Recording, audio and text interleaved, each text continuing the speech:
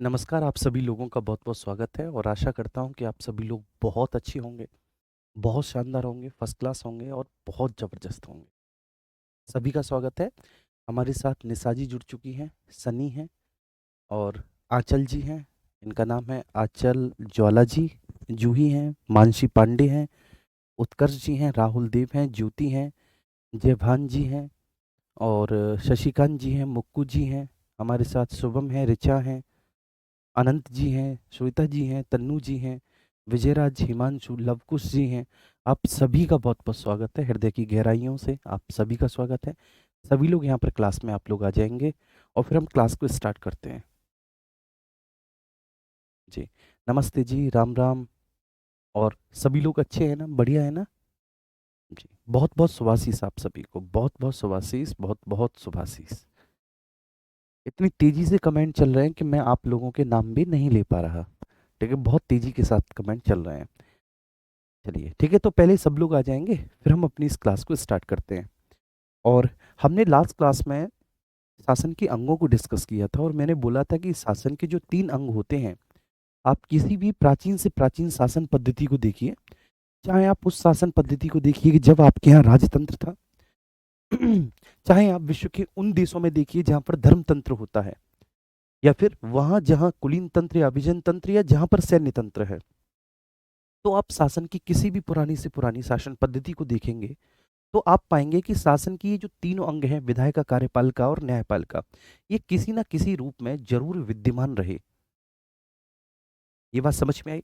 अब जैसे एक प्रश्न भी हमने यहाँ से देखा था कि जो कि राजतंत्र के बारे में पूछा गया था कि राजतंत्र में राजा ही तो विधायिका का मुखिया है, राजा ही कार्यपालिका का मुखिया है और राजा ही न्यायपालिका का मुखिया है, क्योंकि शासन की तीनों शक्तियां राजा में निहित है, इसलिए राजतंत्र है। जहाँ पर तानाशाही तंत्र होता है वहां पर शासन की तीनों शक्तियां किसी तानाशाह में निहित होती हैं, किसी एक व्यक्ति में निहित होती हैं ये सारी शक्तियां, तो उसे तानाशाही तंत्र कहते हैं। और जहां पर इस शासन की तीनों शक्तियां सेना में निहित हों, जहां सेना विधायिका, कार्यपालिका और न्यायपालिका के सभी अधिकार अपने पास रखती हो, तो उन देशों में सैन्य तंत्र होता है। और जहां पर लोगों के पास हो, जहां लोगों के पास ये शक्ति हो कि लोग कानूनों का निर्माण करें, वो बात अलग है कि प्रत्यक्ष रूप से ना करें, अपने प्रतिनिधियों के माध्यम से वह कानूनों का निर्माण करें, ठीक है, जहां पर लोगों के द्वारा चुने हुए प्रतिनिधि सरकार बनाए और वह सरकार बनाने के बाद शासन का संचालन करें, विषयों को लागू करें, उनके आधार पर प्रशासन करें, तो वहां पर कार्यपालिका होती है। और कार्यपालिका में भी चूंकि लोगों के द्वारा चुनी हुई सरकार यहाँ पर कार्य कर रही है, और न्यायपालिका में उस कार्यपालिका के द्वारा चुने हुए जो लोग हैं वो लोगों को न्याय देने के लिए, कानूनों की मान्यताओं करने के लिए न्यायाधीशों की नियुक्ति करते हैं। तो स्वाभाविक सी बात है, ये बात भी आपको समझ में आ गई होगी कि कहीं ना कहीं जो न्यायपालिका है वह भी लोगों के माध्यम से ही ओरिजिनेट हुई है। तो शासन के तीनों अंगों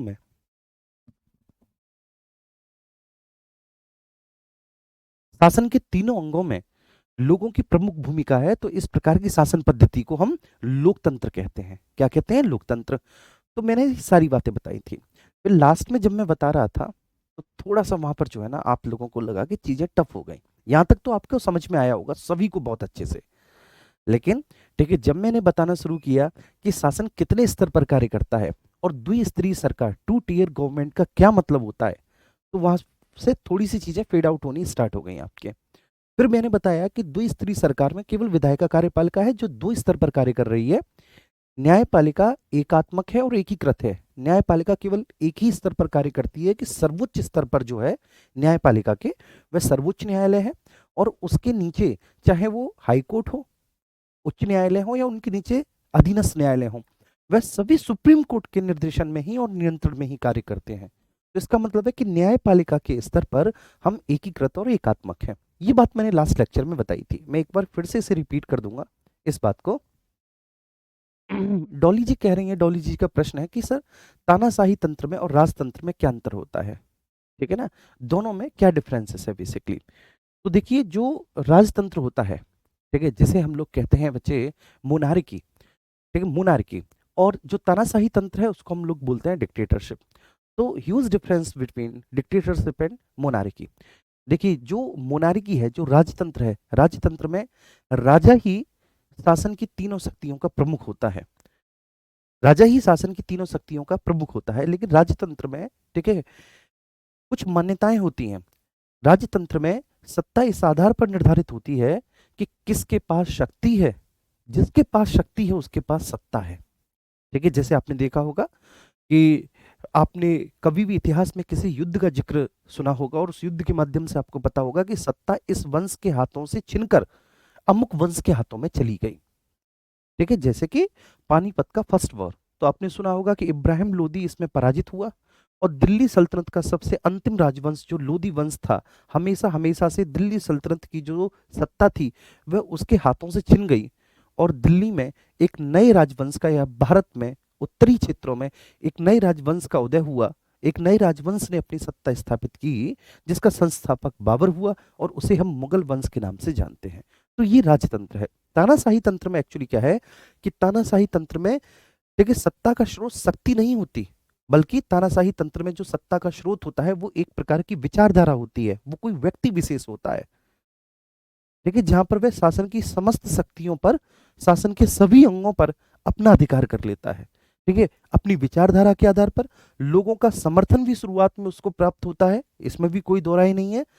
ठीक है, और वह विचारधारा इतनी लोकप्रिय होती है कि लोग उसे अपना नेता चुन लेते हैं। ठीक है, जैसे कि अगर हम बात करें कि माओवाद, ठीक है, चाइना में माओवाद एक प्रकार का तानाशाही तंत्र ही था। बेशक उन्होंने लोकतांत्रिक मूल्यों की स्थापना जरूर की थी चाइना में। ठीक है, आज भी चाइना अपने आप को लोकतंत्र कहता है, लेकिन कैसा लोकतंत्र है वो हम सब लोग जानते हैं। बड़ा स्यूडो डेमोक्रेसी है चाइना में, बहुत सूक्ष्म लोकतंत्र है वहां पर लोकतंत्र उसके वास्तविक अर्थों में नहीं है जैसा कि भारत में है। लेकिन चाइना में जो माओ से तुंग थे, उन्होंने समाजवाद, समाजवाद में भी साम्यवाद विचारधारा को आधार बनाते हुए, ठीक है, शासन पर अपना कब्जा कर लिया। हालांकि वे लोगों के बीच बहुत लोकप्रिय थे। उन्होंने समाजवाद की बात कही, उन्होंने लोगों के मध्य समानता की बात कही, और इस तरह की बातों को करके वो जो है ना लोगों का समर्थन पाते हैं और वह अपनी सत्ता स्थापित कर लेते हैं। ठीक है, तो जब तक वह सत्ता में रहे, ठीक है, तब तक एक प्रकार से उन्होंने अपना तानाशाही रवैया ही दिखाया। लेकिन नॉर्थ कोरिया में अगर हम बात करें तो वहां पर तो चाइना में थोड़ा बहुत लोकतंत्र के तत्व है, वहां पर चुनाव जैसी संस्थाएं हैं। ठीक है, लेकिन अगर हम नॉर्थ कोरिया के बारे में बात करते हैं तो नॉर्थ कोरिया में भी ऐसे ही हुआ था कि जो आज किंग जॉन उम है ना, ठीक है, जो वहाँ के तानाशाह हैं, उनके दादा की बड़ी लोकप्रियता थी। ठीक है, उनके दादा ने जनता के लिए समानता की बात कही, संपत्ति के अधिकारों के बारे में बात कही, ठीक है ना, और अपने देश को, ठीक है, उस क्षेत्र विशेष के सभी देशों से आगे बढ़ाने की बात कही, राष्ट्रवाद का उन्होंने मुद्दा उठाया। लोगों का समर्थन मिला, वो शासक बन गए, और उसके बाद शासक बन जाने के बाद फिर उन्होंने इस तरह का संविधान बना दिया नॉर्थ कोरिया में कि अब किसी दूसरे वंश का व्यक्ति शासक बन ही नहीं सकता नॉर्थ कोरिया का। मेरे ही वंश के जो बच्चे होंगे, जो मेरे ही वंश के आगे उत्तराधिकारी होंगे, वही शासक बनेंगे। ठीक है, तो शासन की शक्तियां केवल एक वंश या एक व्यक्ति तक सीमित हो गई। ये तानाशाही तंत्र है। यहाँ पर शक्ति मायने नहीं रखती, यहाँ पर मायने रखती है विचारधारा, कि आप किसी विचारधारा के साथ सत्ता में आए और उसके बाद फिर आपने सत्ता की तीनों शक्तियों को कंट्रोल करना शुरू किया, और धीरे धीरे धीरे धीरे आपने, ठीक है ना, इतनी शक्ति धारण कर ली कि उस राज्य में, उस देश में शासन की जो तीनों अंग हैं, उन तीनों अंगों के ऊपर आपका कंट्रोल स्थापित हो गया। उन तीनों अंगों को आपने बहुत अच्छे से कंट्रोल कर लिया। ये है। ठीक है, बिल्कुल। तो ये बात समझ में आ रही है? हाँ, अब मैं यहाँ पर थोड़ी सी एक दो चीजें ऐड करना चाहता हूँ मेरे प्यारे साथियों। जरा, ओके, एक दो चीजें मैं ऐड करना चाहता हूँ, मैं आपको बताना चाहता हूँ। देखिए, अगर आप यही कहेंगे कि सर लेवल कठिन है ना, आप थोड़ा सा डीप में या डिटेल में जाके पढ़ा रहे हैं, अगर आप ये बोलेंगे तो आप बताइए मैं आपके साथ कैसे जस्टिस कर पाऊंगा। क्योंकि ये बात आपको समझनी पड़ेगी कि यूपी पुलिस में, अगर आप यूपी पुलिस की तैयारी करना चाह रहे हैं, तैयारी करने आए हैं, तो यूपी पुलिस में एक दूसरे अध्यापक हैं जो पॉलिटी पढ़ा रहे हैं, वो उसी स्तर की पॉलिटी पढ़ा रहे हैं, लेकिन जितना यूपी पुलिस के लिए मोर देन इनफ है। यूपीएसआई में आपके दूसरे अध्यापक है। देखो, जीएस के बाकी सारे विषयों में समान अध्यापक है, केवल पॉलिटी में ही क्यों अलग है? क्योंकि यूपीएसआई में पॉलिटी का स्तर अच्छा खासा पूछा जाता है। और जब अंकित सर ने बताया था तो बोला था कि वो टीचर है, ठीक है, कि आप अगर चाहते हैं कि बहुत डिटेल में पढ़िए तो वो आपको बहुत डिटेल में पढ़ाएंगे, क्योंकि यूपीएसआई का लेवल वैसा ही होता है 2017 में। ये बात मैंने आपको बताई, तो आपको पढ़ना तो पड़ेगा साहब। ठीक है, मेरी आप लोगों से प्लीज हाथ जोड़ के रिक्वेस्ट है, आप सभी मेरे छोटे बहन भाइयों, पढ़ना तो पड़ेगा, अपना कंफर्ट आपको त्यागना पड़ेगा। आप ये सोचते हो कि वही इंटरेस्टिंग बातें भारतीय संविधान के भाग, भारतीय संविधान के अनुच्छेद, मौलिक अधिकार, डीपीएसपी मैं आपको पढ़ा के औरों से डिफरेंट बना दूं, तो ऐसा तो नहीं हो सकता। औरों से अगर अलग करना है, कुछ श्रेष्ठ करना है, उनसे आगे जीवन में बढ़ना है, अपने कॉन्सेप्ट मजबूत करने हैं, तो बेशक आज ये चीज़ें कठिन लगें, लेकिन अगर आप इन्हें रिवाइज करेंगे तो फिर आपको बहुत अच्छे से समझ आने लग जाएंगी। ठीक है, बस इतनी सी मेरी आप लोगों से रिक्वेस्ट थी मेरे प्यारे बाबू, बस इतनी सी रिक्वेस्ट थी। ठीक है, आइए आगे चलते हैं। ठीक है, आगे चलने के क्रम में बच्चे ये एसी चला दो। आगे बढ़ने के क्रम में बच्चे हमने लास्ट लेक्चर में, ठीक है, डिस्कस कर लिया था द ऑर्गेन्स ऑफ गवर्नमेंट, शासन के अंग, इसको हम डिस्कस कर चुके थे। शासन के अंगों में हमने शासन के 3 अंग बताए थे, एक लेजिस्लेचर, एक विधायिका,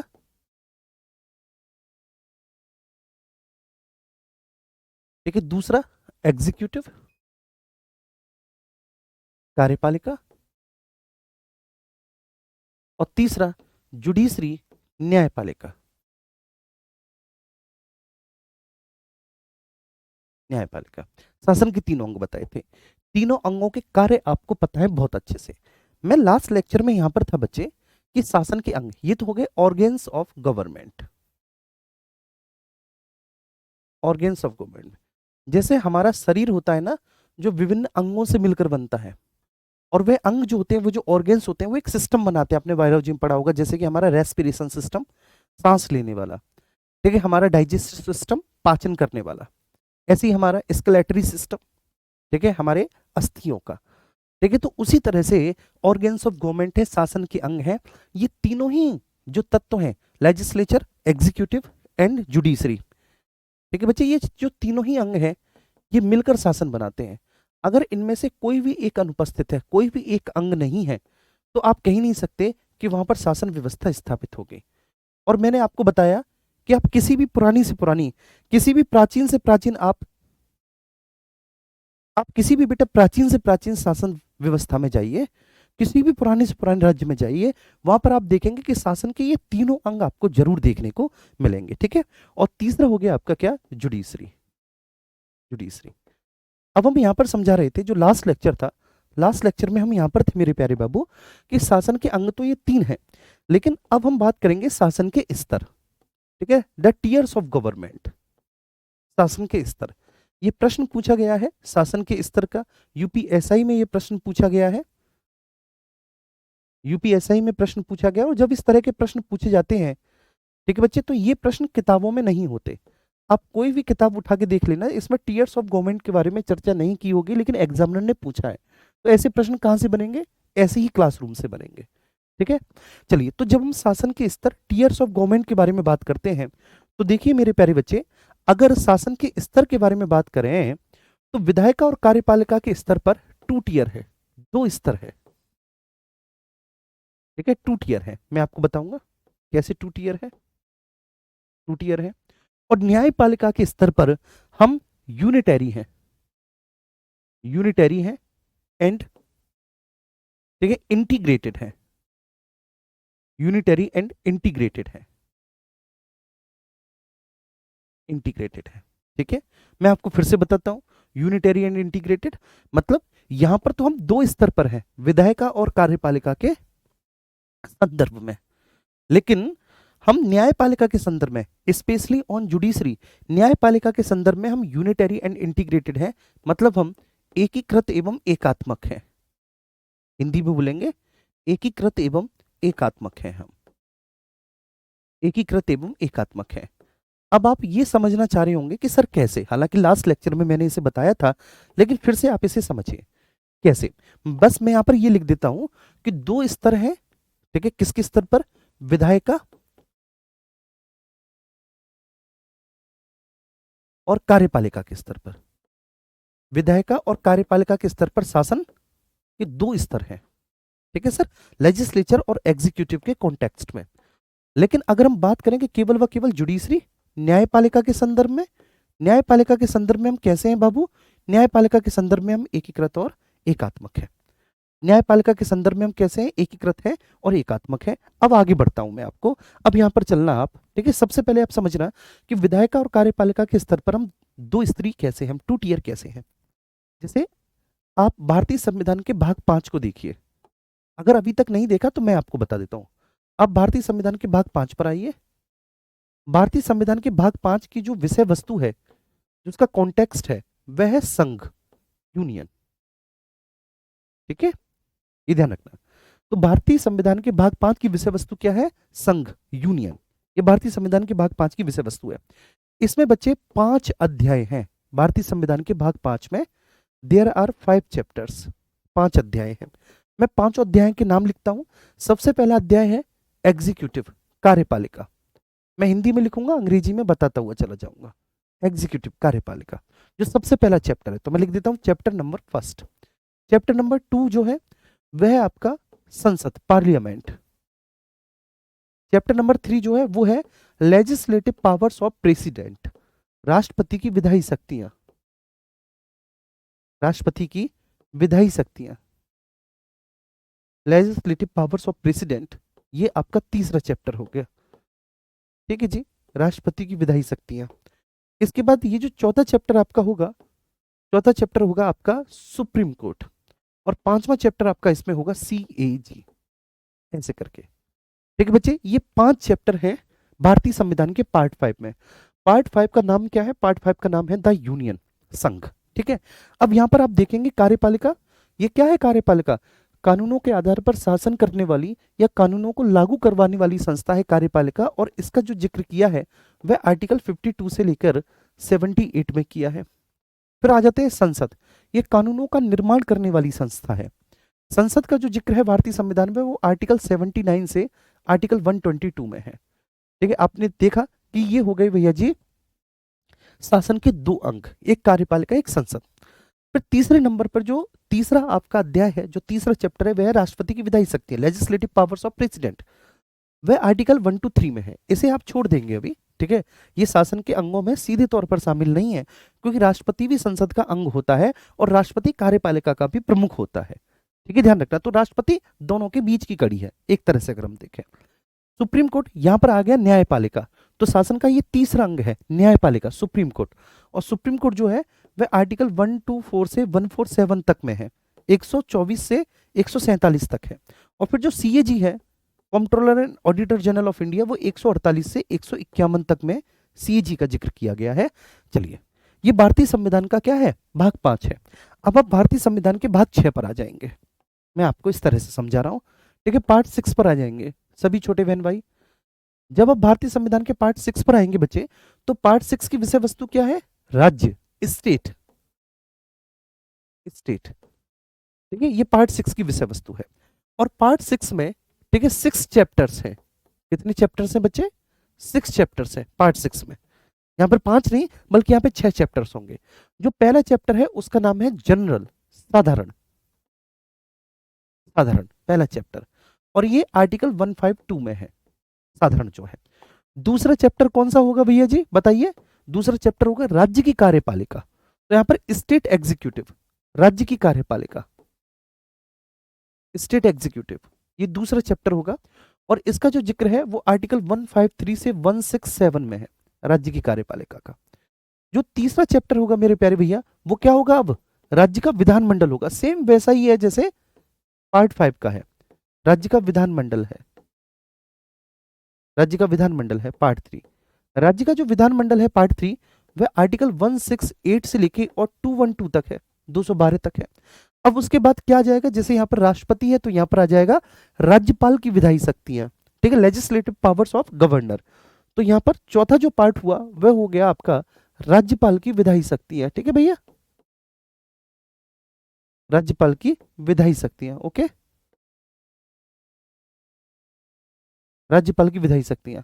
और ये जो राज्यपाल की विधायी शक्तियां हैं, इनका जिक्र जो किया गया है वह भारतीय संविधान के आर्टिकल 213 में किया गया है, 213 में किया गया है। इसके बाद 5वें नंबर पर हम बात करते हैं, तो यहाँ पर हाई कोर्ट होगा, not supreme court, high court होगा यहाँ पर। और ये होगा आपका 214 से लेके 214 से लेके 232 तक, 214 से 232 तक होगा ये यहाँ पर भैया जी, ठीक है। और छठवां जो होगा वह आपका होगा सबऑर्डिनेट कोर्ट्स, ठीक है, अधीनस्थ न्यायालय, सबऑर्डिनेट कोर्ट्स, ये छठवां अध्याय होगा और ये 233 से लेके और 237 तक होगा भारतीय संविधान की।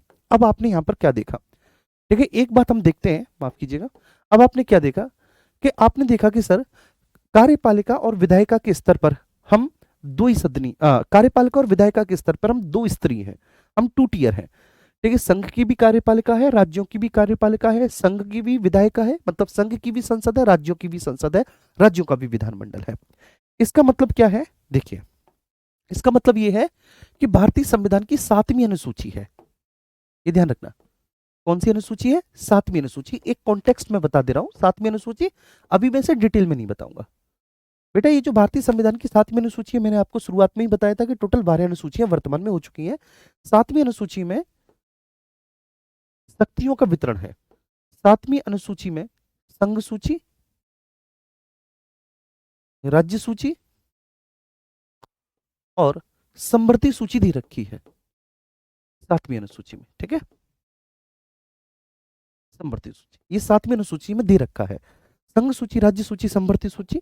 संघ सूची में विषयों की संख्या जो है भैया जी वो वर्तमान में 100 हो चुकी है।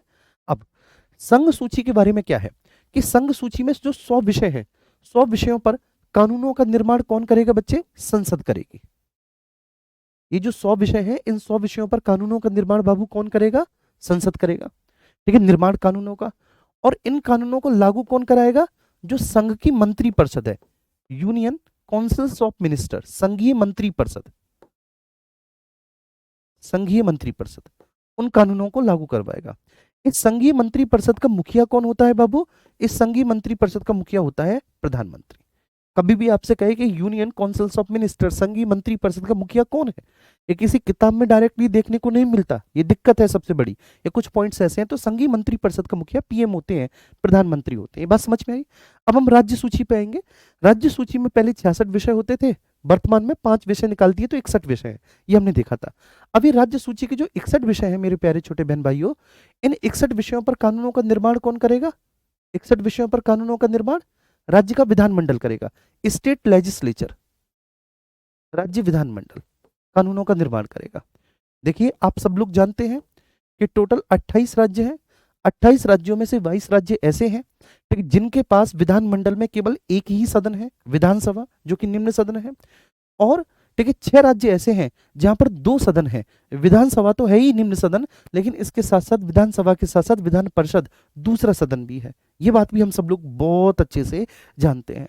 तो निर्माण कौन करेगा कानूनों का, राज्य का विधानमंडल कानूनों का निर्माण करेगा। अब बात आती है बच्चे कि कानूनों को लागू कौन करवाएगा, तो कानूनों को लागू करवाएगी जो राज्य की मंत्री परिषद है। जैसे यहाँ पर संघ की मंत्री परिषद थी, तो ऐसे ही यहाँ पर राज्य की जो मंत्री परिषद है, राज्य की मंत्री परिषद इन कानूनों को लागू करवाती है। स्टेट काउंसिल्स ऑफ मिनिस्टर इसको कहेंगे। स्टेट काउंसिल्स ऑफ मिनिस्टर का मुखिया कौन होता है बच्चे, सीएम होता है।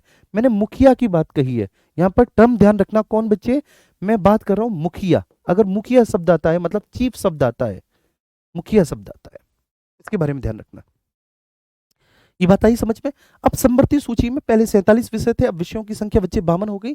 समवर्ती सूची पर कानूनों का निर्माण, ये ध्यान रखना, समवर्ती सूची पर कानूनों का निर्माण पार्लियामेंट भी कर सकती है, स्टेट लेजिस्लेचर भी कर सकती है, दोनों ही कर सकती है। ठीक, कानूनों का निर्माण, अगर हम कानूनों के निर्माण के बारे में बात करें तो दोनों ही कर सकती है, पार्लियामेंट और स्टेट लेजिस्लेचर।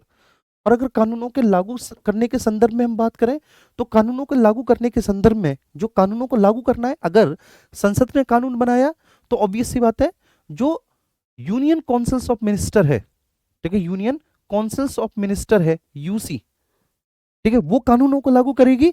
और अगर स्टेट लेजिस्लेचर ने, राज्य के विधानमंडल ने कानून को बनाया है तो कानून को कौन लागू करेगा, स्टेट काउंसिल्स ऑफ मिनिस्टर कानूनों को लागू करेगी, स्टेट काउंसिल्स ऑफ मिनिस्टर कानूनों को लागू करेगी। ठीक है, ये बात आई समझ में आप सभी को, क्लियर है। तो अब हमने देखा ना, क्या देखा हमने, हमने ये देखा कि संघ सूची के विषयों पर संसद कानून बनाएगी, राज्य सूची के विषयों पर राज्य का विधानमंडल, संघ सूची के विषयों पर प्रशासन राज्य की संघ की मंत्री परिषद करेगी, और राज्य सूची के विषयों पर प्रशासन राज्य की मंत्री परिषद करेगी। तो इसका मतलब क्या है, इसका मतलब ये है कि अपने अपने विषयों पर कानून बनाएंगे और अपने अपने विषयों को, ठीक है, लागू करेंगे और उन पर प्रशासन करेंगे।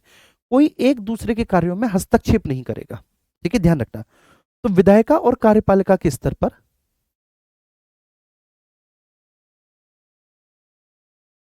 विधायिका और कार्यपालिका के स्तर पर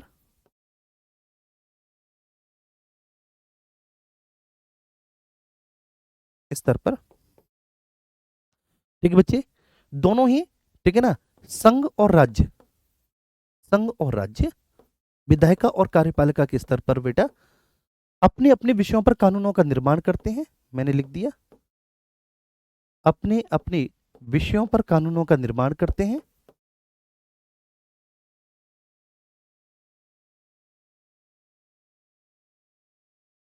कानूनों का निर्माण करते हैं, नंबर फर्स्ट पॉइंट। और ना केवल वह अपने अपने विषयों पर कानूनों का निर्माण करते हैं, बल्कि सेकंड पॉइंट बच्चे, वह अपने अपने विषयों पर प्रशासन भी करते हैं। अपने अपने विषयों पर कानूनों के आधार पर प्रशासन भी करते हैं।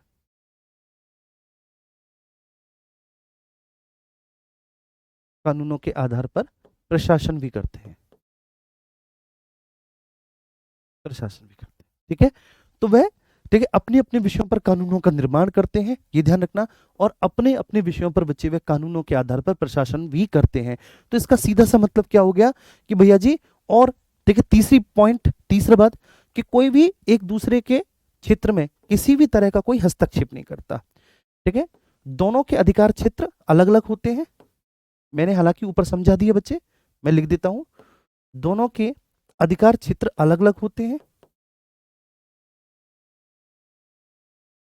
दोनों के जो अधिकार क्षेत्र होते हैं वो सेपरेट होते हैं, दोनों के अधिकार क्षेत्र अलग अलग होते हैं, अलग अलग होते हैं दोनों के अधिकार क्षेत्र। और एक दूसरे के कार्यों में कोई हस्तक्षेप नहीं कर सकता, एक दूसरे के कार्यों में कोई हस्तक्षेप नहीं कर सकता, कार्यों में कोई हस्तक्षेप नहीं कर सकता, कोई हस्तक्षेप नहीं कर सकता। ठीक है, संघ राज्य के कार्यों में हस्तक्षेप नहीं करेगा बच्चे, और राज्य संघ के कार्यों में कोई हस्तक्षेप नहीं करेगा। संघ राज्य के कार्यों में कोई हस्तक्षेप नहीं करेगा, राज्य संघ के कार्यों में कोई हस्तक्षेप नहीं करेगा। तो एक दूसरे के कार्यों में बच्चे वह कोई हस्तक्षेप नहीं कर सकते। तो इसको हम कहेंगे क्या कि भैया जी ये टू टीयर, ठीक है, द्विस्तरीय सरकार है। इसी को हम क्या बोलेंगे भैया जी, इसी को हम द्विस्तरीय सरकार बोलते हैं। ठीक है, इसी कॉन्सेप्ट को हम क्या बोलेंगे, टू टीयर गवर्नमेंट बोलेंगे, द्विस्तरीय सरकार बोलेंगे, टू टीयर गवर्नमेंट, द्विस्तरीय सरकार। ये बात समझ में आई? तो आपसे कभी भी पूछा जाए द्विस्तरीय सरकार क्या होती है, आप बता दोगे सब द्विस्तरीय सरकार ये होती है। बिल्कुल सिंपल हुआ, यहां तक कोई इश्यू तो नहीं। अब हम आगे चलते हैं, और आगे चलने के क्रम में अब हम देखते हैं न्यायपालिका। ठीक है, जुडिशरी। तो न्यायपालिका के स्तर पर मैंने आपको बताया कि जुडिशरी के स्तर पर, जुडिशरी के स्तर पर हम कैसे हैं, हम एकात्मक हैं। ठीक है, और एकीकृत है जुडिशरी के स्तर पर। ठीक है, हम यूनिटरी हैं, यूनिटरी हैं एंड इंटीग्रेटेड हैं, इंटीग्रेटेड है। हम एकात्मक और एकीकृत हैं न्यायपालिका के स्तर पर। इसका मतलब क्या हुआ बच्चे कि सर्वोच्च स्तर पर सर्वोच्च न्यायालय है। सर्वोच्च स्तर पर कौन है, सर्वोच्च न्यायालय, सुप्रीम कोर्ट इसको बोलते हैं, आप सब लोग जानते हैं इस बात को। ठीक है, इसको सुप्रीम कोर्ट बोलते हैं बाबू, सर्वोच्च स्तर पर है। उसके बाद विभिन्न राज्यों में उच्च न्यायालय हैं। अब ये जो विभिन्न राज्यों में उच्च न्यायालय हैं बच्चे, ठीक है, ये सब राज्यों के होते हैं, ये राज्यों के नहीं है, ये राज्यों में हैं, मतलब इनकी बिल्डिंग किसी राज्य में है। जैसे अगर मैं बात करूं उत्तर प्रदेश का जो हाई कोर्ट है वो आपका प्रयागराज में है, उसकी बिल्डिंग प्रयागराज में है। मध्य प्रदेश का जो हाई कोर्ट है उसकी बिल्डिंग जबलपुर में है। असम का जो हाई कोर्ट है उसकी बिल्डिंग गुवाहाटी में है। लेकिन ये राज्य सूची के विषयों पर न्याय नहीं कर रहे, ये न्याय बच्चे संघ सूची के विषयों पर भी कर रहे हैं, राज्य सूची के विषयों पर भी कर रहे हैं, समवर्ती सूची के विषयों पर भी न्याय कर रहे हैं। जबकि संसद केवल संघ सूची के विषयों पर कानून बना रहा है, राज्य का विधानमंडल केवल राज्य सूची के विषयों पर कानून बना रहा है। देखिए संघ की जो कार्यपालिका है, संघीय मंत्रिपरिषद, वो केवल संघीय विषयों पर प्रशासन कर रही है। राज्य की जो कार्यपालिका है, जिसको राज्य की मंत्रिपरिषद कहते हैं, वो केवल राज्य सूची के विषयों पर प्रशासन कर रही है। लेकिन बच्चे ये तीनों ही जो न्यायालय होंगे, सर्वोच्च, उच्च और आपका अधीनस्थ न्यायालय, ये बच्चे संघ, राज्य और संवृत्ति तीनों सूची के विषयों पर न्याय करेंगे। लेकिन यहां पर क्या होगा बच्चे कि सर्वोच्च न्यायालय सुप्रीम है, तभी उसको सर्वोच्च बोला है कि वह सुप्रीम है, वह सर्वोच्च है। ठीक है, बाकी के जो राज्यों में स्थित हाई कोर्ट्स हैं, जो राज्यों में स्थित हाई कोर्ट्स हैं, जो उच्च न्यायालय हैं, वे सर्वोच्च न्यायालय के नियंत्रण और निर्देशन में ही कार्य करेंगे, उसके डायरेक्शन में और उसके कंट्रोल में रहकर कार्य करेंगे, निर्देशन। ठीक है सर, तो with the direction and control of supreme court, उच्च न्यायालय। और फिर उच्च न्यायालय के नीचे होते हैं, विभिन्न जिलों में होते हैं अधीनस्थ न्यायालय।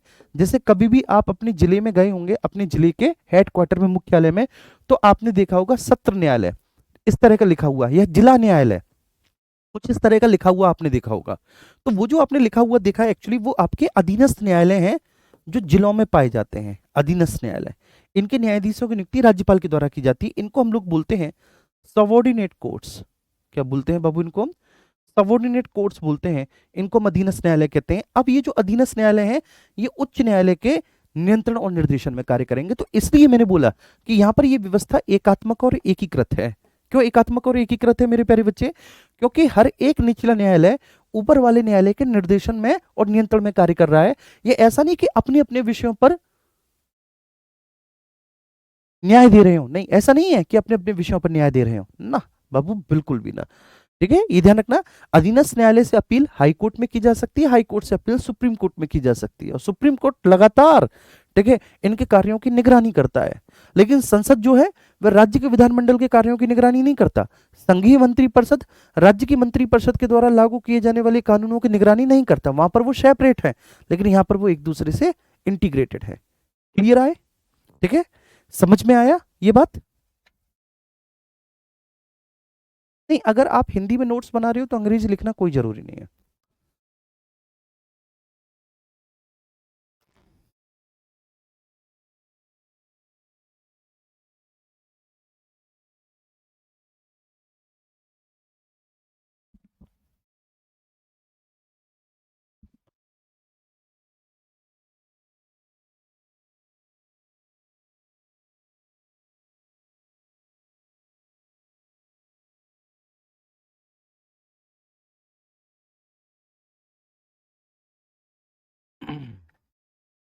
ठीक है भैया, ये बात समझ में आई।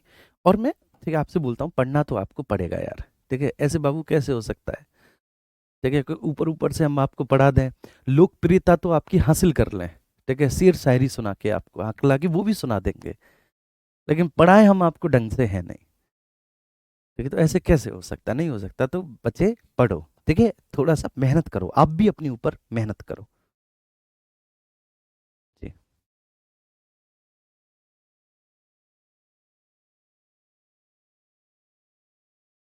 क्लियर है जी, ये बात आई समझ में? तो ये हमने देखा। ठीक है, अब आप जो है ना, बड़े आराम से एक एक सेकंड लीजिए और रिवीजन कर लीजिए। एक एक सेकंड लीजिए, मैं साइड में खड़ा हूं, और आराम से इसका रिवीजन कर लीजिएगा आप।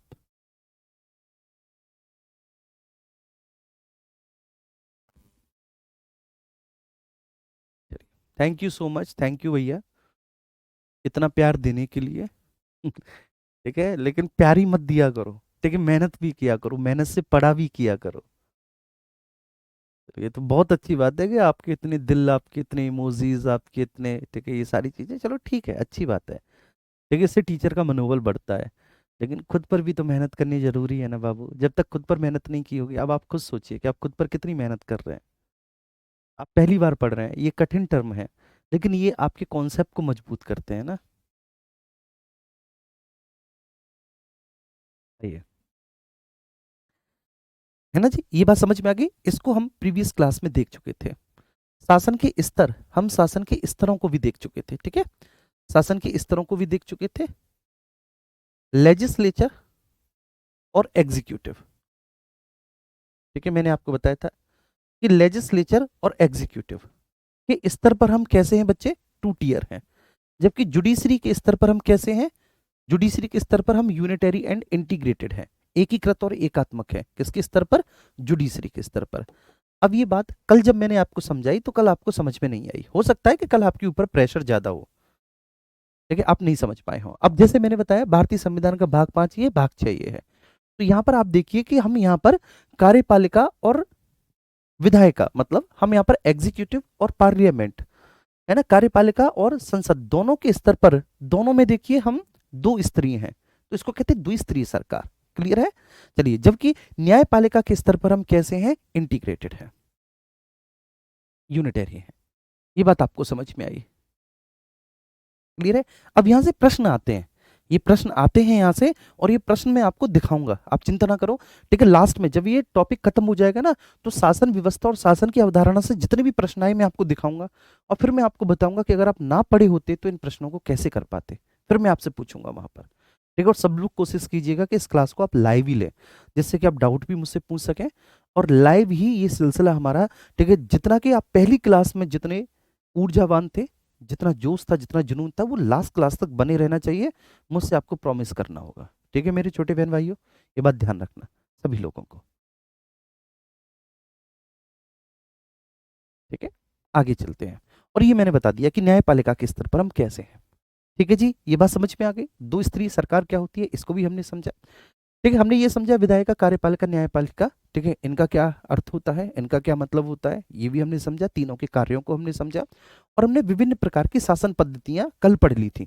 जो हमने कल विभिन्न प्रकार की शासन पद्धतियां पढ़ी थी, पता है, वो बहुत डिटेल में नहीं पढ़ी हमने, ठीक है। आप उन्हीं को देख के घबरा गए थे, वो बहुत डिटेल में नहीं थी, उसमें भी बहुत अंदर जाकर बहुत सारी अवधारणाएं हैं, लेकिन यूपीएसआई के लेवल तक, ठीक है, वो सारी चीजें हमने आपको पढ़ा दी, ठीक है जी। अब हम बात करेंगे बच्चे, यहां पर देखेंगे, अब हम बात करेंगे केंद्र एवं प्रांतों के मध्य संबंधों के आधार पर शासन व्यवस्था।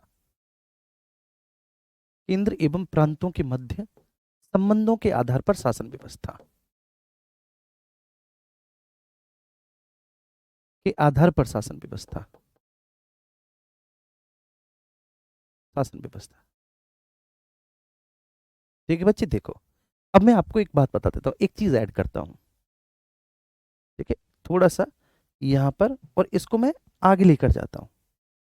जब आप एनसीईआरटी पढ़ोगे, तो एनसीईआरटी में जो गवर्नमेंट सिस्टम है, जो शासन व्यवस्था है बच्चे, एनसीईआरटी में शासन व्यवस्था को दो भागों में वर्गीकृत किया गया है, अभी आप समझेंगे, ठीक है। हमारी एनसीईआरटी में शासन व्यवस्था को दो भागों में वर्गीकृत किया गया है, और बोला गया है कि एक तो शासन व्यवस्था को आप बांट सकते हैं, ठीक है। जैसे कि मान के चलिए कि कुछ ऐसे ऑब्जेक्ट होते हैं, कुछ ऐसे ऑब्जेक्ट्स होते हैं, ठीक है, जो एज अ सब्जी भी यूज किए जाते हैं और एज अ फल भी यूज कर लिए जाते हैं, बात समझ में आ रही है? तो कुछ ऐसी चीजें हैं कि आप सलाद भी बना के खा सकते हो उनकी, ठीक है, और आप उन्हें पका भी सकते हो, उनकी सलाद बना के भी खा सकते हो, तो आप दोनों के तौर पर उनका प्रयोग कर सकते हो। तो ऐसे ही शासन व्यवस्था को दो आधारों पर वर्गीकृत किया गया है, मतलब शासन व्यवस्था को जो क्लासिफाइड किया गया है, मैं यहाँ पर लिख देता हूं क्लासिफाइड, क्लासिफाइड मीन्स वर्गीकरण, ठीक है। अब इसको समझने जा रहे हैं कि कैसे, जरा आप देखते हैं। तो शासन व्यवस्था को दो आधारों पर क्लासिफाइड किया गया, वर्गीकरण। एक होता है उसका ऑरिजेंटल क्लासिफिकेशन, क्या होता है बच्चे? ऑरिजेंटल क्लासिफिकेशन शासन व्यवस्था का,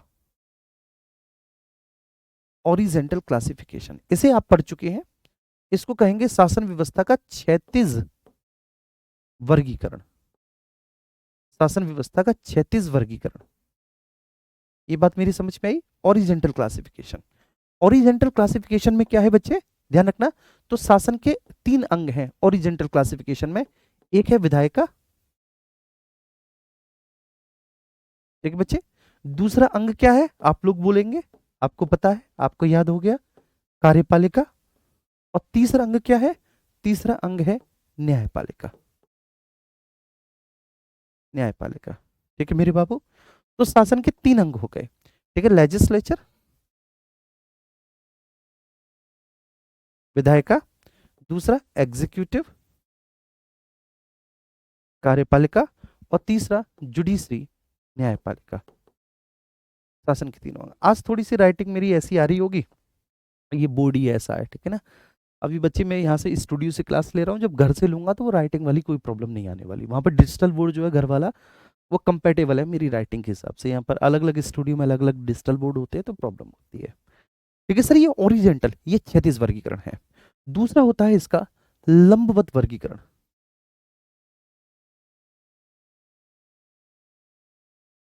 शासन व्यवस्था का वर्टिकल क्लासिफिकेशन, वर्टिकल क्लासिफिकेशन। ठीक है, मैं ऐसे यहाँ पर, अब यहाँ पर देखो, जो ओरिजेंटल क्लासिफिकेशन है, ओरिजेंटल क्लासिफिकेशन में एक कॉन्सेप्ट आता है जो भारतीय संविधान के आर्टिकल 50 में लिखा हुआ है। 50 मतलब डीपीएसपी पे, ठीक है, भारतीय संविधान के आर्टिकल 50 में। और वो क्या है? शक्तियों का पृथक्करण, सेपरेशन ऑफ पावर, शक्तियों का पृथक्करण। पहले आप इसको समझो, शक्तियों का पृथक्करण क्या होता है। शक्तियों का पृथक्करण का मतलब ये होता है मेरे प्यारे बच्चे, कि कार्यपालिका न्यायपालिका के मामलों में कोई हस्तक्षेप नहीं करेगी। ठीक है, तो शासन के एक, देखिए ये शासन के एक अंग है, तो शासन के एक अंग का दूसरे अंग में हस्तक्षेप की मनाही, दूसरे अंग में हस्तक्षेप की मनाही, मनाही। ठीक है, प्रोहिबिशन ऑफ, ठीक है, तो बच्चे शासन के एक अंग के दूसरे अंग में हस्तक्षेप की मनाही, तो प्रोहिबिशन ऑफ इंटरफेयर, ठीक है, from a tier to a second tier. ठीक है, एक स्तर से दूसरे स्तर में हस्तक्षेप की मनाही। जैसे कार्यपालिका न्यायपालिका के मामले में कोई हस्तक्षेप नहीं करेगी, आर्टिकल 50 में लिखा हुआ है। लेकिन बच्चे, ठीक है, विधायिका कार्यपालिका के मामले में हस्तक्षेप कर सकती है। ये ध्यान रखना, यहां पर शक्ति का पृथक्करण सिद्धांत लागू नहीं होता। आपसे पूछा जाएगा कि भाई बताइए, जो सेपरेशन ऑफ पावर का कॉन्सेप्ट है, शक्ति का पृथक्करण का सिद्धांत है, वह कहां पर लागू होता है या कहां पर लागू नहीं होता। अब आप लाख किताब पढ़ते रहिए, जो चाहे वो नहीं मिलेगा ये प्रश्न। और जबकि खूब प्रश्न पूछा जाता है ये, ठीक है, यूपीएसआई में मैं आपको दिखा दूंगा, पीसीएस में दिखा दूंगा, आरओ में मैं इस तरह के प्रश्न दिखा दूंगा, इनफैक्ट एसएससी सीजीएल तक में ये प्रश्न दिखा दूंगा मैं, सेपरेशन ऑफ पावर का। नहीं करके आ पाते बच्चे। ठीक है, बस इतना तो रट लिया कि आर्टिकल 50 में सेपरेशन ऑफ पावर है, लेकिन सेपरेशन ऑफ पावर का उनको कॉन्सेप्ट नहीं पता, और फिर बड़ी दिक्कत हो जाती है उनको, क्योंकि उनको वो कॉन्सेप्ट ही नहीं पता। तो क्या है उसका कॉन्सेप्ट, जरा ध्यान से सुनिएगा आप लोग। तो शक्तियों का पृथक्करण, एक क्षेत्र का दूसरे क्षेत्र में हस्तक्षेप की मनाही, या एक अंग का दूसरे अंग में हस्तक्षेप की मनाही। यहां पर आप क्षेत्र की जगह अंग कर लेंगे तो आपको ज्यादा अच्छा रहेगा। ठीक है ना बच्चे? तो एक अंग का, एक ऑर्गेन का दूसरे ऑर्गेन में, दूसरे अंग में हस्तक्षेप की मनाही। तो एक अंग का दूसरे अंग में हस्तक्षेप की मनाही, इसको हम कहेंगे सेपरेशन ऑफ पावर, शक्तियों का पृथक्करण। जैसे, ठीक है, कि न्यायपालिका, सॉरी, कार्यपालिका न्यायपालिका के मामलों में कोई हस्तक्षेप नहीं करेगी। यहां पर सेपरेशन ऑफ पावर का कॉन्सेप्ट है, एसओपी। यहां पर एसओपी का कॉन्सेप्ट लागू होता है। तो आप देखो, साथ के साथ नोट्स भी बनाते हुए चला करो। कुछ एक्स्ट्रा चीजें मैं बोलता हूं वो आपको रिटर्न भी करनी है। आप दरोगा बन रहे हो साहब, अधिकारी। ठीक है, सोच के देखो।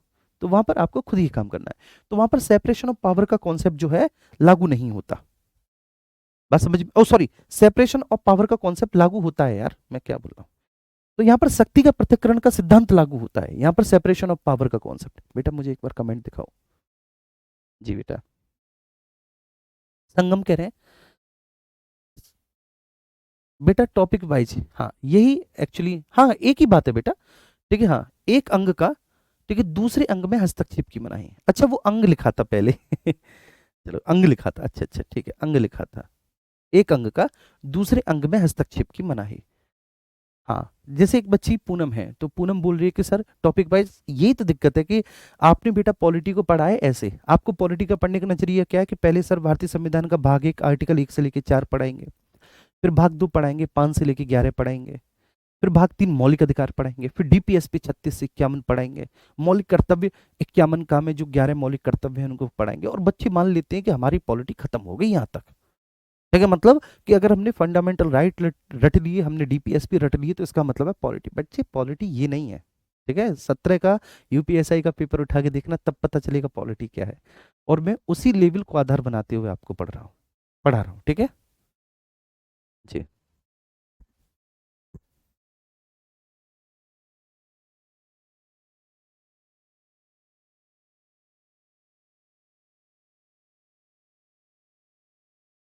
ठीक है ऋषभ पाठक, ओके ठीक है।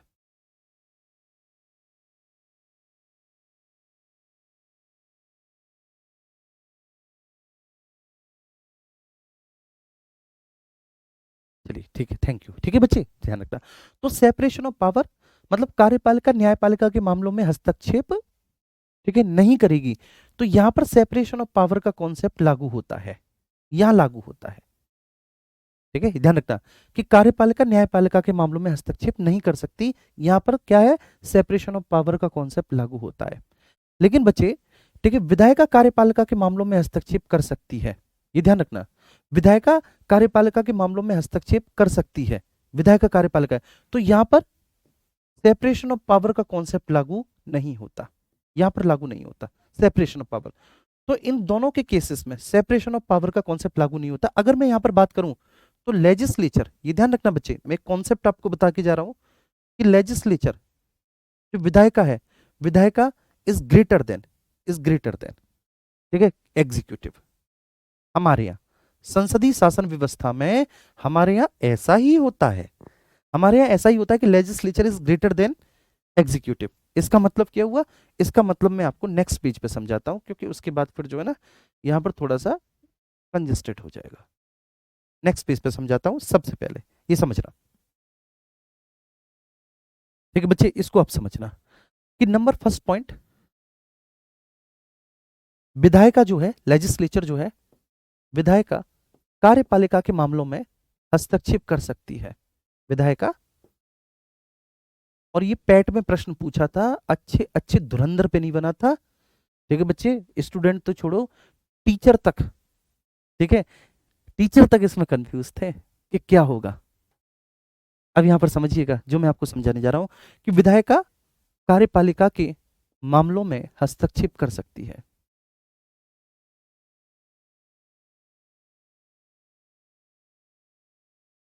हस्तक्षेप कर सकती है, क्यों कर सकती है विधायिका, विधायिका कार्यपालिका के मामलों में क्यों हस्तक्षेप कर सकती है? क्योंकि भारतीय संविधान के आर्टिकल 75 क्लॉज 3, अब मैंने आर्टिकल का रेफरेंस दिया, आर्टिकल 73 में क्या बोला गया है कि कार्यपालिका, कार्यपालिका विधायिका के प्रति सामूहिक रूप से उत्तरदायी होती है। आया याद कुछ आपको? सामूहिक रूप से उत्तरदायी होती है।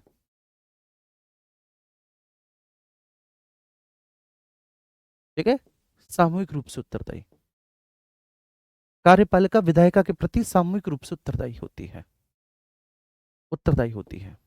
ठीक है, ऐसा लिखा हुआ है, तो ऐसा संविधान में लिखा हुआ है। अगर मैंने आपको ये पढ़ा दिया तो साहब मेरी ड्यूटी हो गई खत्म, कि हाँ मैंने आपको समझा दिया कि विधायिका कार्यपालिका के मामलों में हस्तक्षेप कर सकती है, क्योंकि संविधान ऐसा बोलता है कि कार्यपालिका विधायिका के प्रति सामूहिक रूप से उत्तरदायी है। जैसे एग्जाम्पल देता हूं, ठीक है, जैसे कार्यपालिका है आप और विधायिका है आपके पिताजी, मान के चलिए, तो पिताजी आपके मामलों में हस्तक्षेप कर सकते हैं, क्यों? क्योंकि आप अपने पिताजी के प्रति उत्तरदायी हैं। ठीक है, आपके पिताजी ने आपकी फीस भरी है, आपके पिताजी आपके खाने का, आपके कपड़े का, पहनने का, ठीक है, सारा खर्चा वो उठा रहे हैं आपके पिताजी। तो उनको ये जानने का पूरा हक है कि तुम पढ़ाई कर रहे हो या फोन में इंस्टाग्राम चला रहे हो, ठीक है, तुम वास्तव में एक्चुअली कर क्या रहे हो, उनको ये जानने का पूरा हक है। लेकिन बच्चे, पिताजी तुम्हारे प्रति उत्तरदायी नहीं होंगे। तुम कल को पूछने लग जाओ कि पिताजी तुम कहाँ जा रहे हो, पिताजी अच्छा तुम फोन में क्या देख रहे हो, अच्छा पिताजी तुम कल शाम कहाँ थे, ठीक है, तो आप थोड़ी नहीं उत्तरदायी, क्योंकि आप उनका भरण पोषण नहीं कर रहे, पिताजी आपका भरण पोषण कर रहे हैं। एक बात समझना, इसको ज्यादा दिल पे मत ले लेना कि पता पड़ी इसी पर आर्ग्यूमेंट आप करने लग जाओ। इस बात को आप लोग समझने की कोशिश करना जो मैं समझा रहा हूं, ठीक है। तो इसका सीधा सा मतलब क्या है कि जो कार्यपालिका है ना, वो विधायिका से ही बनती है। आप अपने पिताजी से बने हैं, पिताजी आपसे नहीं बने। कार्यपालिका विधायिका से बनती है, इसलिए कार्यपालिका विधायिका के प्रति उत्तरदायी है। ठीक है, आप पिताजी में से आए हैं, इसलिए आप पिताजी के प्रति उत्तरदायी हैं। पिताजी तुम में से नहीं आए, क्लियर है ना, पिताजी तुम में से नहीं आए जो वो तुम्हारे प्रति उत्तरदायी हो, जो वो तुम्हारे प्रति रेस्पॉन्सिबल हो, नहीं। ठीक है, ये ध्यान रखना। तो इसलिए विधायिका कार्यपालिका के मामलों में हस्तक्षेप कर सकती है। ठीक है, क्यों? क्योंकि कार्यपालिका विधायिका के प्रति सामूहिक रूप से उत्तरदायी होती है। ठीक है, ये कहता है एक कॉन्सेप्ट, लेकिन मैं आपको एक और कॉन्सेप्ट बता दूं, ठीक है। वो कॉन्सेप्ट क्या है? कॉन्सेप्ट नंबर, ठीक है, ए हो गया, ये कॉन्सेप्ट नंबर बी हो गया। देखो बच्चे, ठीक है, संसद में दो सदन होते हैं, आप सभी को पता है, दो सदन है संसद में, एक है लोकसभा और दूसरा है राज्यसभा, ठीक है। लोकसभा में जिस भी राजनीतिक दल का बहुमत होगा, लोकसभा के चुनाव हुए बच्चे, और लोकसभा के चुनावों में जिस भी पॉलिटिकल पार्टी के पास क्या आई, मेजोरिटी आई, जिस भी राजनीतिक दल के पास बहुमत आया, जिस भी पॉलिटिकल पार्टी के पास मेजोरिटी आई, तो मेजोरिटी पॉलिटिकल पार्टी बच्चे क्या बनाती है? अपनी सरकार। जैसे कि अभी आपने देखा था कि जब लोकसभा के चुनाव हुए थे तो एनडीए को बहुमत मिला था, ठीक है, एनडीए को। तो जब एनडीए को मेजोरिटी मिली तो एनडीए ने क्या बनाई? अपनी सरकार। जब एनडीए अपनी सरकार बनाती है तो बच्चे ये सरकार जो है ये मंत्रिपरिषद की सहायता से कार्य करती है। सरकार किसकी सहायता से कार्य करती है? मंत्रिपरिषद की सहायता से। ये सरकार क्या होती है, काउंसिल्स ऑफ मिनिस्टर क्या होते हैं, ये सारा कॉन्सेप्ट आज समझा रहा हूं, फिर मुझसे बाद में मत कहना कि सर हमारी समझ में नहीं आया। ये सारा कॉन्सेप्ट समझा रहा हूं, समझो इस कॉन्सेप्ट को, ठीक है। संसद में दो सदन होते हैं, लोकसभा राज्यसभा। लोकसभा निम्न सदन है, प्रथम सदन है, राज्यसभा उच्च सदन है, द्वितीय सदन है। लोकसभा के चुनाव हुए, इलेक्शंस ऑफ लोकसभा, मैं लिख देता हूं, लोकसभा के चुनाव हुए। लोकसभा के चुनावों में आपने देखा होगा कि विभिन्न पॉलिटिकल पार्टी ने अपने पार्टिसिपेट किया था, विभिन्न राजनीतिक दलों ने सहभागिता इसमें निभाई थी। इसमें भाजपा के भी सदस्य खड़े हुए थे, ठीक है, भाजपा भी था, कांग्रेस भी था, समाजवादी पार्टी, बहन जी की पार्टी, तृणमूल कांग्रेस, मार्क्सवादी पार्टी, ऐसी बहुत सारे राजनीतिक दलों ने बच्चे, ठीक है, इन चुनावों में अपनी भूमिका निभाई, ठीक है। तो चुनाव हुए, चुनावों में राजनीतिक दल, बहुत सारे राजनीतिक दलों के उम्मीदवार विभिन्न विभिन्न लोकसभा क्षेत्रों से उम्मीदवार के तौर पर खड़े हुए, लेकिन जिसको सबसे ज्यादा बहुमत मिला, ठीक है, या जिसको सबसे ज्यादा सीटें मिली, और सीटों का मतलब है कि मेजोरिटी मिलना चाहिए, सबसे ज्यादा सीटों में भी क्या मेजोरिटी मिलनी चाहिए, मतलब मेजोरिटी का मतलब है कि लोकसभा की जितनी भी सदस्य संख्या है उसके आधे से एक अधिक सीटें जिसको भी मिल गई, जिस भी पॉलिटिकल पार्टी को, वो अपनी सरकार बनाएगी। सरकार मंत्रिपरिषद की सहायता से कार्य करेगी, इसे भी आगे समझाऊंगा। सरकार मंत्रिपरिषद की सहायता से कार्य करेगी, ठीक है ना। अब इस मंत्रिपरिषद में तीन प्रकार के मंत्री होंगे, मैं बस ऊपर ऊपर से बता रहा हूं अभी। वो तीन प्रकार के मंत्री होंगे बच्चे, आपके कैबिनेट मंत्री, आपने पढ़ा होगा, कैबिनेट मंत्री होंगे। दूसरे आपके राज्य मंत्री होंगे, और तीसरे जो होंगे बच्चे वे आपके उप मंत्री होंगे। तीन प्रकार के मंत्री होंगे, बात समझ पा रही है? इस पूरी मंत्रिपरिषद का जो मुखिया होगा, बोलो बच्चे, वो कौन होगा? पीएम, मुखिया प्रधानमंत्री होगा। मेरी बात समझ में आ रही है? मुखिया कौन होगा? प्रधानमंत्री होगा। तो यही जो मंत्रिपरिषद है ना बच्चे, यही जो मंत्रिपरिषद है, यही वास्तविक कार्यपालिका है, यही वास्तविक कार्यपालिका है मंत्रिपरिषद। देखो कार्यपालिका का काम क्या होता है, बोलो, कार्यपालिका का काम क्या होता है? तो मैंने बताया था कानूनों के आधार पर शासन करना, कानूनों को लागू करवाना। तो यही मंत्रिपरिषद तो कानूनों के आधार पर शासन करती है। जैसे इस मंत्रिपरिषद में कोई गृह मंत्री होगा, कोई वित्त मंत्री होगा, कोई राजस्व मंत्री होगा, कोई रक्षा मंत्री होगा, अरे बोलिए, कोई कपड़ा मंत्री होगा, कोई विदेश मंत्री होगा। तो वही तो कानूनों को लागू करवा रहे हैं। तो एक्चुअली वो वास्तविक कार्यपालिका है। जो मंत्रिपरिषद है, मंत्रिपरिषद तीन लोगों से मिलकर बनती है, इसका मुखिया पीएम होता है, ठीक है ना। सरकार ही मंत्रिपरिषद है, ये ध्यान रखना, सरकार ही क्या है? मंत्रिपरिषद, और मंत्रिपरिषद ही सरकार है। तो इसलिए बच्चे, अब ये जो मंत्रिपरिषद है या जो ये सरकार है, ये सरकार कहां से आई है? लोकसभा से, ठीक है। एक मिनट यहाँ पर आओ बच्चे, ठीक है। जो सरकार आई है, सरकार किससे बनी है? बताओ बच्चे, ये जो सरकार है, ये सरकार किससे बनी है? ये सरकार बनी है बच्चे लोकसभा से, लोकसभा से। बोलो ऐसा है कि नहीं? ठीक है, लोकसभा से सरकार बनी है, लोकसभा से सरकार बनी है। तो सरकार जिससे मिलकर बनी है, हमेशा वह उसके प्रति क्या होगी? रेस्पॉन्सिबल होगी, उसके प्रति वह उत्तरदायी होगी, उत्तरदायी होगी। कैसे उत्तरदायी होगी? जब तक सरकार के पास बहुमत है, जब तक सरकार के पास बहुमत है, बहुमत है, वह बच्चे कानूनों के आधार पर शासन करती रहेगी। जब तक सरकार के पास बहुमत है, वह कानूनों के आधार पर शासन करती रहेगी, शासन करती रहेगी, करती रहेगी। अगर बच्चे बहुमत की स्थिति में नहीं है, सरकार यदि बहुमत की स्थिति में नहीं है, नहीं है, तो उसे अविश्वास प्रस्ताव के माध्यम से हटा दिया जाएगा। उसे अविश्वास प्रस्ताव के माध्यम से हटा दिया जाएगा।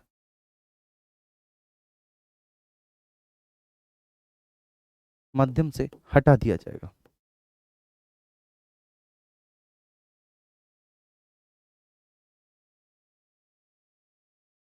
हटा दिया जाएगा। तो उम्मीद करता हूं ये बात आपको समझ में आ गई होगी। तो सरकार के पास बहुमत, ये ध्यान रखना बेटा, सरकार के पास बहुमत, ठीक है, जब तक है, ठीक है, तब तक वह कानूनों के आधार पर शासन करती रहेगी। बहुमत खत्म हो गया तो अविश्वास प्रस्ताव के माध्यम से हटा देगा। अविश्वास प्रस्ताव के माध्यम से सरकार को कौन हटाएगी बच्चे? लोकसभा।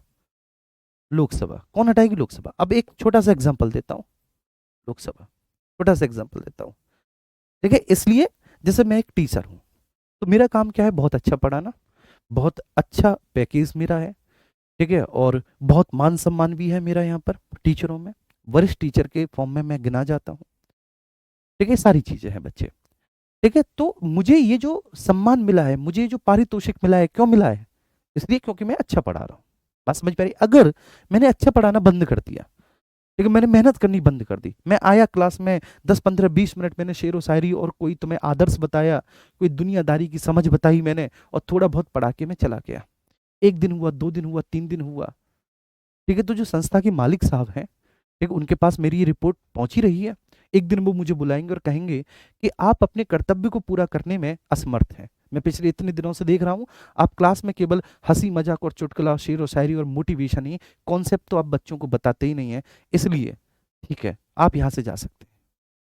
ठीक है भाई।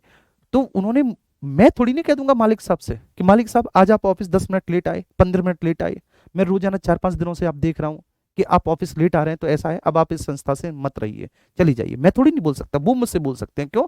क्योंकि मैं उनके प्रति उत्तरदायी हूं, वो मेरे प्रति नहीं है। आइए बात समझ में, कॉन्सेप्ट समझ में आया बच्चे? अब जैसे, ठीक है ना, अंशी वाजपेयी कह रहे हैं, अंशी वाजपेयी, ये शायद कोई बच्ची है, कह रही है बस करो प्लीज सर, बस करो। ठीक है, अभी तो अंशी 11 बजे ही हैं, अभी तो 1 मिनट फालतू भी नहीं हुआ क्लास स्टार्ट किए। इनफैक्ट अभी क्लास केवल 58 मिनट की हुई है, और हंसी कह रही है बस करो सर, बस करो। ठीक है ना। अब ये ऐसे ही बच्चे हैं जो कम पढ़ते लिखते हैं, इसका मतलब ये है।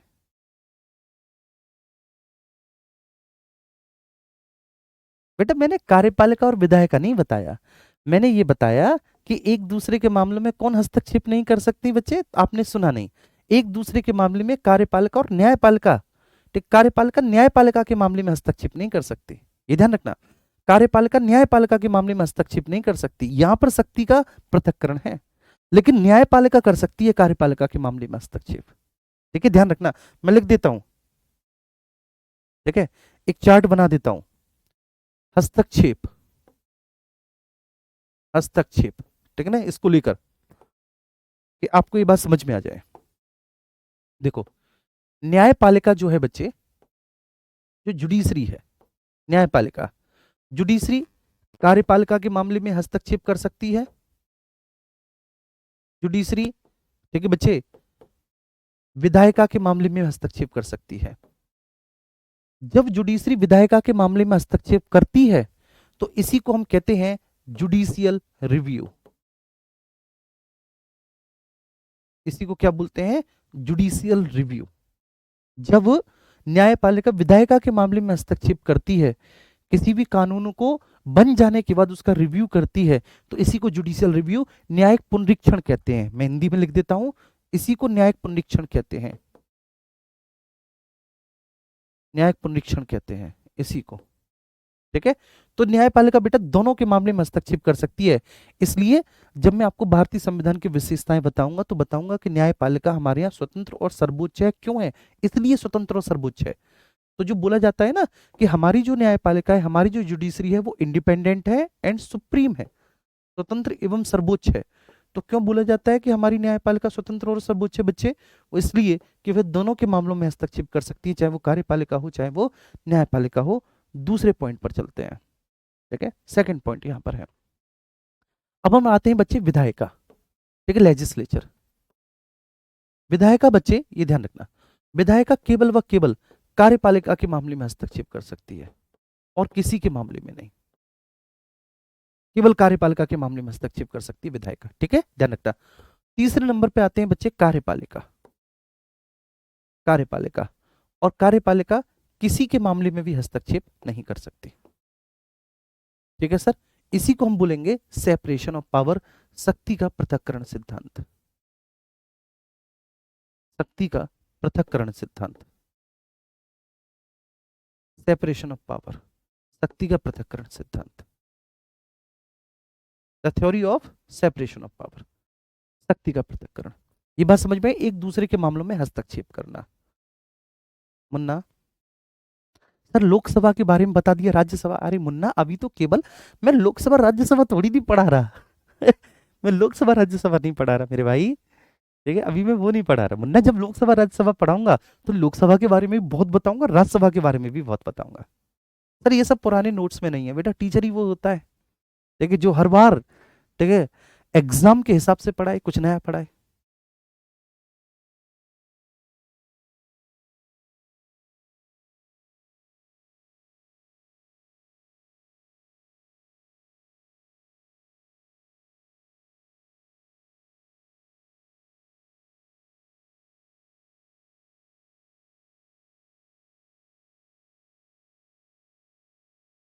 चलिए ठीक है, ये बात समझ में आया।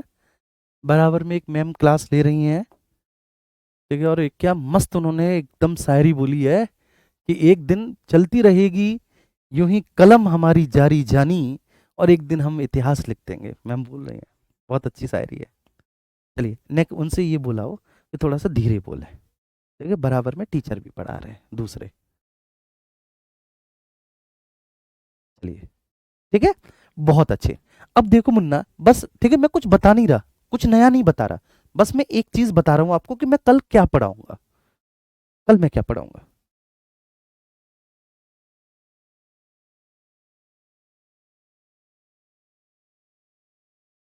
आइए, ठीक है, अब हम बात करेंगे कि भैया जी लंबवत वर्गीकरण, वर्टिकल क्लासिफिकेशन। ठीक है सर, शासन व्यवस्था का जो लंबवत वर्गीकरण है, ठीक है, जो क्या है सर आपका वर्टिकल क्लासिफिकेशन है, वो वर्टिकल क्लासिफिकेशन क्या है, उस वर्टिकल क्लासिफिकेशन को हम लोग कल पढ़ेंगे। ठीक है, ध्यान रखना। लेकिन यहां पर मैं आपको एक और बात बता देता हूं कि जो मैंने यहां पर आपको बताया कि केंद्र और प्रांतों के मध्य शासन व्यवस्था संबंधों के आधार पर 3 प्रकार की होती है। ठीक है, इसको भी हम कल ही बताएंगे कि केंद्र और प्रांतों के मध्य जो शासन व्यवस्था है बच्चे, वह 3 प्रकार की है। ठीक है, उनके मध्य संबंधों के आधार पर। एक है परिसंघात्मक शासन व्यवस्था,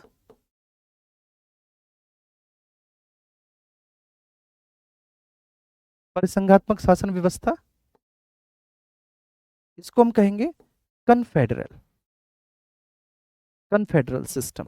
परिसंघात्मक शासन व्यवस्था क्या होती है, कहां कहां पाई जाती है, इसको हम लोग देखेंगे। परिसंघात्मक शासन व्यवस्था, देखो ध्यान रखना, कुछ एक्स्ट्रा पढ़ा देना बेवजह खाम खाम खा, ठीक है, वो रीजनेबल नहीं होता।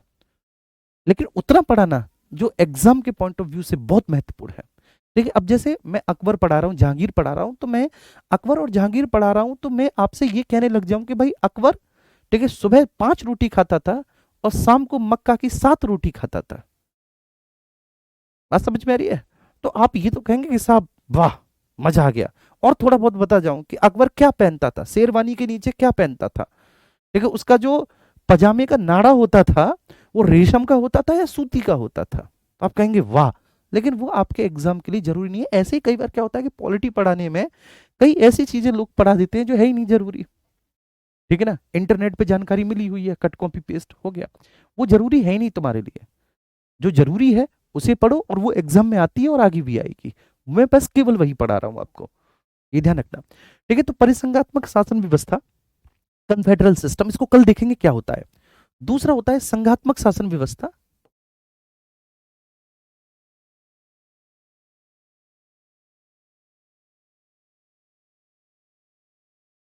संघात्मक शासन व्यवस्था, इसको कहेंगे फेडरल सिस्टम।